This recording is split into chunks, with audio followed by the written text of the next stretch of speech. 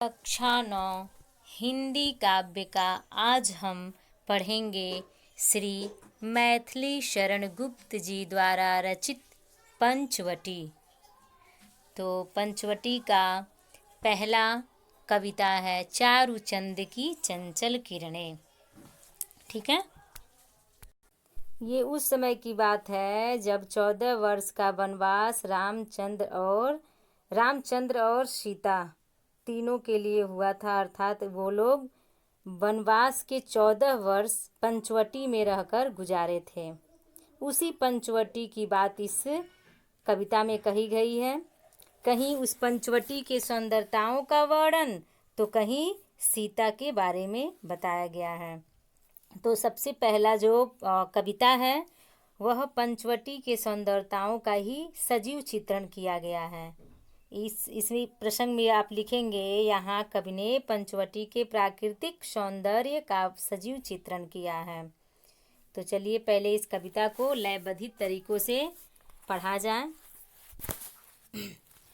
चारुचंद की चंचल किरणें खेल रही हैं जल थल में, स्वच्छ चांदनी बिछी हुई है अमनी और अंबर तल में। पुलक प्रकट करती है धरती हरित तीड़ों की नोकों से, मानो झूम रहे हैं तरु भी मंद पवन के झोंकों से। आप भी ऐसे लयबद्ध तरीकों से पढ़ेंगे। तो चलिए अब इसके कठिन शब्दों का अर्थ देख लीजिए। चारु का अर्थ होता है सुंदर, अवन का अर्थ होता है धरती, अंबर तल का अर्थ होता है आकाश, पुलक का अर्थ होता है आनंदमय रोमांचित, तृण का अर्थ होता है घास, झीम का अर्थ होता है झूमना। ठीक है। तो चलिए अब इसकी व्याख्या पर ध्यान देते हैं। चारुचंद की चंचल किरणें।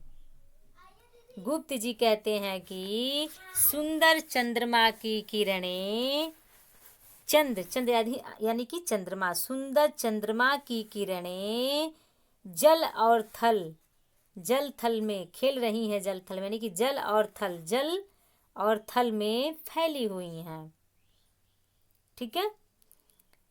फिर स्वच्छ चांदनी बिछी हुई है, यानी पृथ्वी और आकाश में स्वच्छ चांदनी बिछी हुई है। अवनी और अंबर तल, आपको ऊपर हम बताए हैं अवन का क्या अर्थ होता है। अवन का अर्थ होता है धरती और अंबर का अर्थ होता है आकाश। वही बताया गया है कि धरती और आकाश में स्वच्छ चांदनी बिछी हुई है, यानी कि फैली हुई है।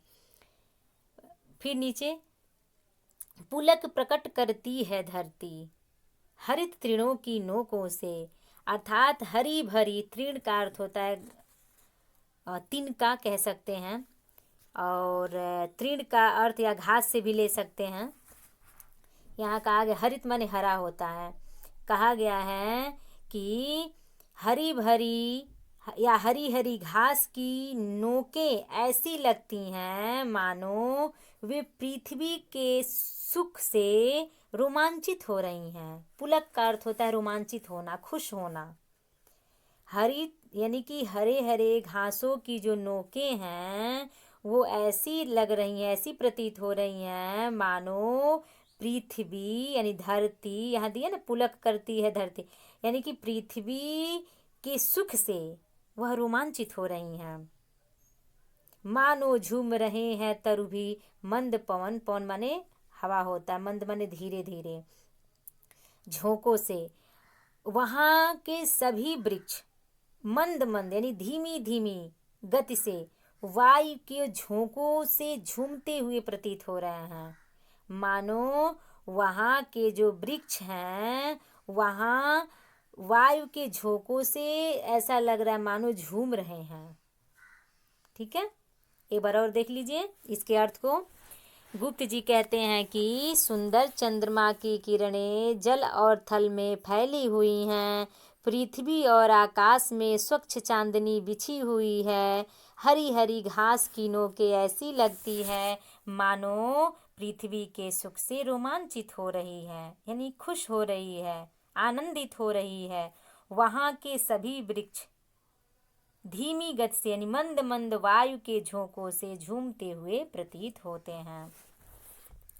ठीक है।